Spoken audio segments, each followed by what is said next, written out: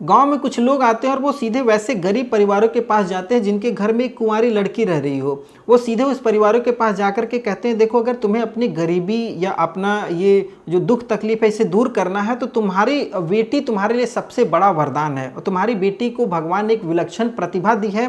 तुम उस प्रतिभा का उपयोग करके रातों रात अमीर हो सकते हो, तुम्हारे पास धन की वर्षा होगी और तुम अपने सारे दुखों को दूर कर सकते हो।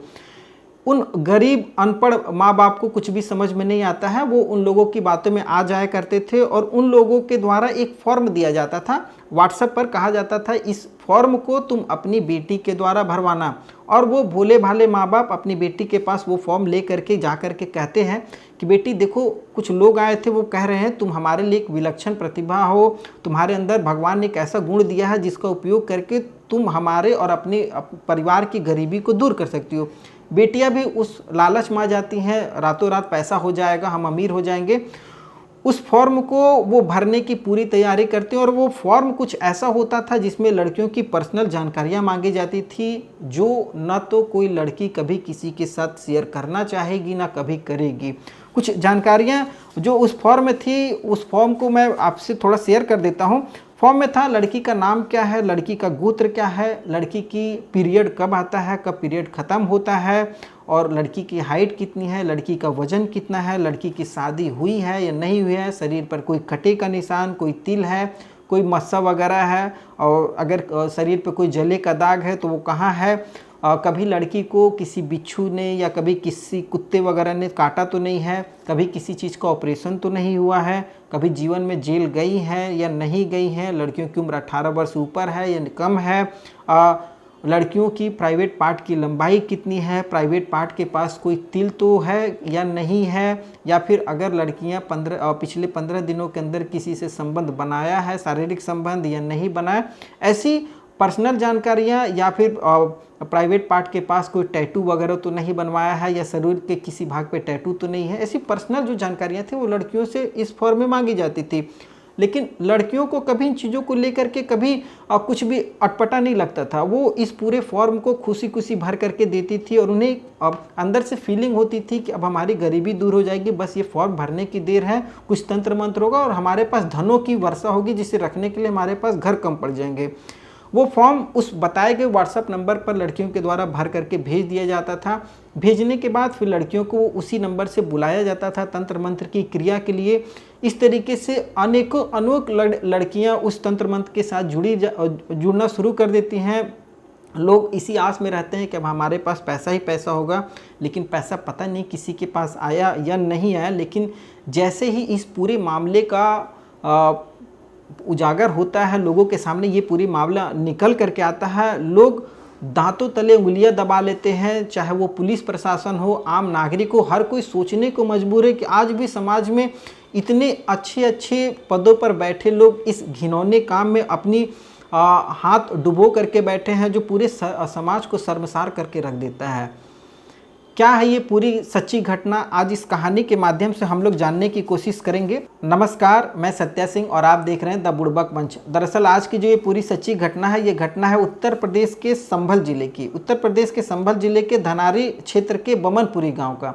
बमनपुरी गांव का रहने वाला राजपाल सीधे अपने थाना क्षेत्र धनारी पहुंचता है, पुलिस वालों से शिकायत करता है और शिकायत में कहता है, साहब मेरी एक प्रतिभा विलक्षण है और कि मैं बचपन में उल्टा पैदा हुआ था और आज यही प्रतिभा के कारण मेरी जान जाने वाली थी। मैं कैसे कैसे बच करके आया हूँ, नहीं तो आज हमारी बलि हो जाती। पुलिस वालों को विश्वास नहीं होता है कि ऐसा भी हो सकता है, लेकिन जब वो अपनी बातों को बार बार दोहराता और शिकायत दर्ज करने की बार बार पुलिस से गुहार लगाता है, तो पुलिस वाले उसकी शिकायत दर्ज करते हैं और शिकायत में राजपाल से पूछते हैं कि तुम्हारे साथ हुआ क्या है, पूरा मामला बताओ। तो राजपाल कहता है कि साहब मेरे ही गांव के रहने वाले 3 लोग, रिंकू, लाखन और अजय, ये तीनों मेरे पास आए और कहे कि मेरी माँ का नस चढ़ गया है, तो तुम थोड़ा चलते तो नस उतरवा देते। राजपाल कहता है कि साहब मैं बचपन में उल्टा पैदा हुआ था, तो गाँव वाले आते हैं मुझसे, अगर किसी का नस वगैरह या चोर हो जाए तो वो आते हैं मुझसे छुआ लेते हैं, तो मैं लातों से छू देता हूँ पैरों से, तो उनकी जो तकलीफ़ें हैं वो दूर हो जाती है। इतना क्या करके वो लोग मेरे पास आए थे और वो कहे मेरी माँ का भी नस चढ़ा हुआ, तुम चलते तो उतार देते। तो वो तैयार हो जाता है राजपाल इन तीनों के साथ जाने के लिए। वो तीनों इसे लेकर के बुलंदशहर के नरौरा पहुँचते हैं। वहाँ कहते हैं यहाँ पर मेरी माँ भर्ती है, लेकिन माँ का फिर बाद में कहते हैं कि वहाँ से ट्रांसफ़र हो गया और वो एटा चली गई है। उसे तीनों लेकर के एटा चले जाते हैं, एटा भी नहीं मिलती है। फिर एटा से इसे आगरा लेकर के चले जाते हैं। उसी बीच इसे कुछ ऐसा नशीला पदार्थ खिला दिया जाता है जिससे ये बेहोश हो जाता है। जब राजपाल की आंखें खुलती हैं तो अपने आप को आगरा में पाता है और आगरा के एक सुनसान घर में कुछ लोग सामने बैठे हुए हैं, तंत्र मंत्र की क्रियाएं कर रहे हैं। किसी के हाथों में कुछ ऐसी चीज़ें हैं जिससे लगता है कि अब सामने वालों की बलि दी जाएगी और राजपाल के ऊपर सफ़ेद कपड़ा उठाया गया है। अब इतना देखना था, राजपाल की सांसें फूल जाती हैं। उसे लगता है कि अब तो हमारी मौत निश्चित है और मरता क्या ना करता। राजपाल जोर जोर से चिल्लाना शुरू कर देता है, बचाओ बचाओ। आस पड़ोस में 2-3 घर होते हैं। घर वाले भी जब उसकी आवाज़ सुनते हैं उस घर की तरफ दौड़ते हैं जहाँ से ये आवाज़ें निकल रही थी। अब वो आवाज़ सुन करके जब भीड़ इकट्ठा हो जाती है तो राजपाल उस भीड़ का फ़ायदा उठाता है और उस घर से भाग करके अपनी जान बचाता है और सीधे पुलिस में आकर के शिकायत दर्ज करवाता है। ये जब पूरी बातें पुलिस को राजपाल ने बताई तो पुलिस भी एक्टिव हो गई और पुलिस सीधे इन तीनों को उठाने के लिए दबिश पे निकल चुकी। और उसे सबसे पहले हाथ लगता है रिंकू। रिंकू को जब पुलिस उठाती है तो पुलिस उससे पूछती है कि आखिर तुमने राजपाल को क्यों उठवाया। तो रिंकू कहता है कि मुझे दुर्जन ने बोला था और दुर्जन ने बोला था कि तुम अगर ऐसा कोई व्यक्ति लेकर के आओ जो बचपन में उल्टा पैदा हुआ हो तो हम तुम्हें 5 लाख रुपए देंगे। अब राजपाल मेरे गांव में उल्टा पैदा हुआ था, इसलिए हम लोगों ने सोचा कि राजपाल को उठवा लिया जाए। अब पुलिस दुर्जन के पास पहुंचती है तो दुर्जन कहता है कि मुझे ऐसा कहने के लिए संतोष ने बोला था। अब पुलिस जो थी संतोष के पास पहुंचती है, संतोष को एटा से उठाता है और पुलिस जो है उसको लेकर के आगरा गई हुई थी। संतोष को आगरा से गिरफ्तार जब करती है तो आगरा से कुल 4 लोगों को गिरफ्तार किया जाता है और इन 4 लोगों को जब गिरफ्तार किया जाता है तो ये पूरे जो मामले की कड़ी है वो धीरे धीरे खुलनी शुरू हो जाती है। इन लोगों को जब चारों लोगों को गिरफ्तार किया जाता है तो इन लोगों के मोबाइल में कुछ ऐसे वीडियो और फोटो मिलते हैं जिसे देख करके पुलिस भी चौंक जाती है। इन लोगों के मोबाइल फ़ोन में कुछ विचित्र जानवरें जैसे 19-20 पैर का कछुआ, 2 मुँहा सांप, ऐसा बताया जाता है कि ये लोग तंत्र मंत्र की क्रिया करते थे जिसमें इन विलक्षण जिसके पास हो कुछ ऐसा अलग हो उन लोगों का ये तंत्र मंत्र में उपयोग करते थे। कुंवारी लड़कियां जिसकी उम्र 18 वर्ष से अधिक हो और बहुत सारी चीज़ें थी जो मैंने आपको शुरू में ही बताया फॉर्म को लेकर के। ऐसी उसकी पर्सनल जानकारियाँ वगैरह ये लोग रखते थे और इन लोगों के मोबाइल में बहुत सारे लड़कियों के लगभग 200 से भी अधिक लड़कियों के तस्वीरें मिली हैं बिना कपड़ों के। लड़कियां बेहोश पड़ी हुई हैं, सामने तंत्र मंत्र की क्रियाएं हो रही हैं, लड़कियां बिना कपड़ों के ऐसे पड़ी हुई हैं। जब ऐसे बहुत सारे वीडियो 200 से भी अधिक निकल करके आते हैं तो पुलिस के होश उड़ जाते हैं और पुलिस इस पूरे मामले को उजागर करने के लिए पूरी तत्परता से कार्रवाई शुरू करती है। जब पुलिस कार्रवाई शुरू करती है तो जब ये लोग गिरफ्तार है तो ये कहते हैं कि साहब हम लोग तंत्र मंत्र करते हैं और हम लोग तंत्र मंत्र के द्वारा पैसों की बारिश करवाते हैं, मतलब धन की वर्षा होती है और पैसों की इतनी वर्षा होती है कि जिसे रख पाना भी मुश्किल होता है। घर, पेटियां, बक्से कम पड़ जाते हैं, इतनी पैसों की बारिश होती है। तो पुलिस को शक होता है कि ये ज़रूर कुछ ना कुछ बड़ा मामला है और पुलिस लग जाती है इन लोगों को इस पूरे जो कांड है इस कांड को उजागर करने के लिए। तो इस कांड को जब उजागर करने में पुलिस कुल 14 लोगों की गिरफ्तारी करती है। उन 14 लोगों में बताया जाता है कि एक है रिंकू जो कि संभल का रहने वाला है, एक अजय सिंह है जो संभल का रहने वाला है, राघवेंद्र है जो कि आगरा का रहने वाला और ये MSc किया हुआ है, रघुवीर है जो कि नारियल पर बताया जाता है कि ये नारियल पर खड़ा होकर के लट्टू की तरीके से इतना तेज गोल घूम सकता है, इसके पास अलग प्रतिभा है, कप्तान सिंह है आगरा से, संजय चौहान है पतंजलि स्टोर चलाता है आगरा का, DN त्रिपाठी है आगरा का, जयप्रकाश आगरा का रहने वाला, पप्पू जो है वो आगरा का रहने वाला, लाल सिंह आगरा का है, दुर्जन सिंह बुलंदशहर का, संतोष सिंह एटा का, आकाश फिरोजाबाद का, सोनू उर्फ अन्ना इटावा का रहने वाला है। जब पुलिस इन कुल 14 लोगों को गिरफ्तार करती है तो गिरफ्तारी के बाद जब इनसे कड़ाई से पूछताछ होती है तब पता लगता है कि मामला तो कुछ अलग ही है।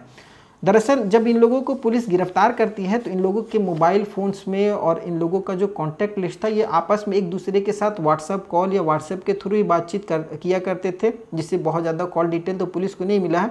लेकिन इनके मोबाइल फ़ोन्स में ऐसे ऐसे वीडियो, ऐसे ऐसे फ़ोटो वगैरह मिले हैं जो एक अलग ही कहानी उजागर करते हैं। बताया ऐसा जाता है कि ये लोग अपने आप को तांत्रिक घोषित करते थे। ये वैसे गांव-गांव में घूमते थे जहां पर कम पढ़े लिखे लोग रहते हैं, जिनके परिवार में 18 से ऊपर साल की लड़कियां हो, दिखने में खूबसूरत हो, कम से कम 5 फुट 6 इंच की उनकी हाइट हो। ये सब सारी चीज़ें देख करके वो सीधे उस गरीब अनपढ़ पढ़े लिखे परिवार वालों के पास जाते हैं। वहाँ उस परिवार को लालच में झांसा देने की कोशिश करते हैं कि देखो तुम्हारी जो बेटी है वो उसके अंदर एक विलक्षण प्रतिभा है, भगवान ने उसे एक अलग शक्ति दी है। उस शक्ति का अगर तुम उपयोग करोगे तो तुम्हारी जो गरीबी है वो हमेशा हमेशा सदा सदा के लिए दूर हो जाएगी और तुम्हारे पास धन की वर्षा होगी। जब ये उस परिवार वालों को वो ऐसा कहते थे तो इन चीज़ों को वो कोड वर्ड में बात करते थे। ये कहते थे कि लड़कियों को आर्टिकल कहा जाता है और जो इन चीज़ों को लड़कियों को फंसाने का जो काम करता है वो मीडिया हो गया, और इनका एक मेन होता है गुरु जो तंत्र मंत्र की क्रिया करता है। तो ये 3 पार्ट में अपने काम को करते थे कोड वर्ड में। गुरु जो था बस उसका काम होता है वो तंत्र मंत्र की क्रियाएं करना। मीडिया जो था वो उस वैसे वैसे गाँवों में घूमता है जहाँ पर कम अनपढ़ लिखे परिवार रहते हैं। और आर्टिकल मतलब वे ऐसे चीज़ों की खोज करते थे जो विलक्षण हो, जिसमें राजपाल भी था जो उल्टा पैदा हुआ था, उसको भी इन्होंने इसीलिए शिकार बनाने का सोचा। इसके साथ साथ ये कछुओं की, उल्लुओं की, दो मुँहे सांप की, इन लोगों की भी डिमांड ज़्यादा करते थे और उसके लिए मुँहमांगी कीमत भी देने को तैयार हो जाते थे। और उसके साथ साथ ये ऐसी कुंवारी लड़कियों को भी लेते थे जिसके प्राइवेट पार्ट के पास कोई तिल हो या उसकी हाइट 5 फुट 6 इंच से अधिक हो, रंग गोरा हो, गोत्र, ये सब सारी चीज़ों को जब देख करके वो संतुष्ट हो जाते थे कि लड़कियों ने जो फॉर्म भरा है उस फॉर्म में ये सब सारी जानकारियाँ उनके हिसाब से मैच करती थी। तब उस लड़की को उस परिवार से कांटेक्ट किया जाता था उस मीडिया के माध्यम से, और कांटेक्ट करके उस लड़की को उसके परिवार को बुलाया जाता था। जब लड़की को बुलाया जाता था तो परिवार वाले भी साथ जाते थे, लेकिन जब तंत्र मंत्र की क्रिया होती थी तो परिवार वालों को बाहर कहीं रुकवा दिया जाता था। और तंत्र मंत्र में केवल लड़की रहेगी, गुरु रहेगा, और गुरु के साथ जो तंत्र मंत्र की क्रिया करवाएंगे वैसे लोग रहते थे। और कहा जाता है कि जब लड़कियां जाती थी तो लड़कियां जब तंत्र मंत्र शुरू होता था तो धीरे धीरे लड़कियां बेहोश हो जाती थी, और उसके बाद जब उनको होश आता था तो पता लगता था कि ये तंत्र मंत्र की सारी क्रियाएं पूरी हो चुकी हैं और अब वो अपने घर जाएं और अब धीरे धीरे पैसों की बारिश शुरू होगी।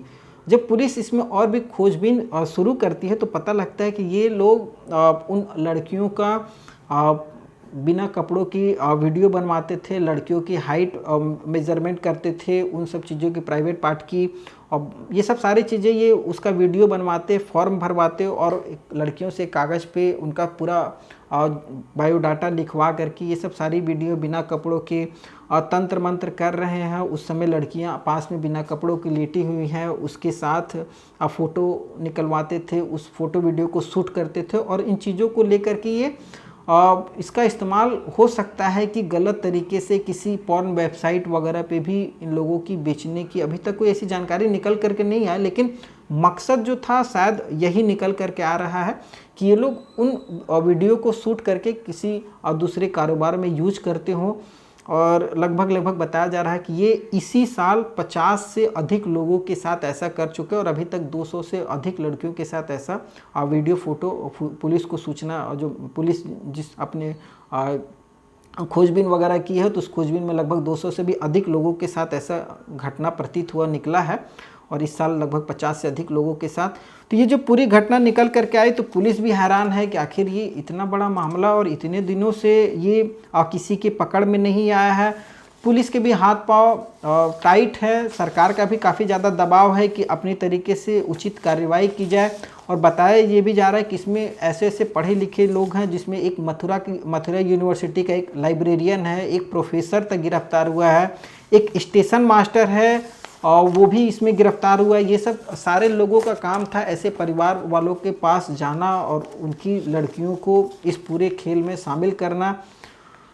तो ये जो पूरा खेल है ये इतना घिनौना खेल है, इसको सुन करके, इसे सोच करके एक अलग सी मन में बेचैनी दौड़ती है कि परिवार और समाज अ, अगर बच करके ना रहे तो आज के ज़माने में लोगों का कदम कदम पे लोगों को ठगने वाले लोग और लोगों को बेवकूफ़ बनाने वाले लोग घूम रहे हैं।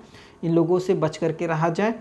खैर, इस कहानी को सुनाने के उद्देश्य से किसी के भावनाओं को ठेस पहुंचाना बिल्कुल भी नहीं है, बस आपको जागरूक करना है। ऐसे लोगों के झांसे में बिल्कुल भी ना आए, और जहां पर अपने परिवार के, अपने घर वालों की इज्जत या किसी मान मर्यादा को लेकर के कोई कदम उठाना पड़े, वहां पर तुरंत पुलिस को सूचित करें, ऐसे लोगों के खिलाफ शिकायत दर्ज करवाएं। मेरा ये भी अपील है इस वीडियो के माध्यम से कि यदि कोई भी ऐसा परिवार, पीड़ित परिवार जो हमारी वीडियो को देख रहा हो, अगर आपको ऐसा लगता है कि आपके साथ गलत हुआ और आपको उचित कदम नहीं मिल पा रहा, उचित जगह नहीं मिल पा रही अपनी बातों को कहने का, तो आप हमारे माध्यम से भी कह सकते हैं। आप हमें बता सकते हैं, हमें पर्सनल मैसेज भी कर सकते हैं, या फिर आप अपने नज़दीकी थाने में जाइए, वहाँ पर भी आप जा कर के शिकायत दर्ज करवा सकते हैं और पुलिस को उचित कार्रवाई के लिए भी कह सकते हैं। पुलिस आपकी पूरी तरीके से सहायता प्रदान करेगी, आपको न्याय ज़रूर मिलेगा। खैर, आज की कहानी आपको कैसी लगी आप हमें कमेंट के माध्यम से बता सकते हैं। फिर एक नई कहानी के साथ, नई वीडियो में मैं आपके साथ फिर से हाजिर होऊंगा। तब तक के लिए जय हिंद, वंदे मातरम।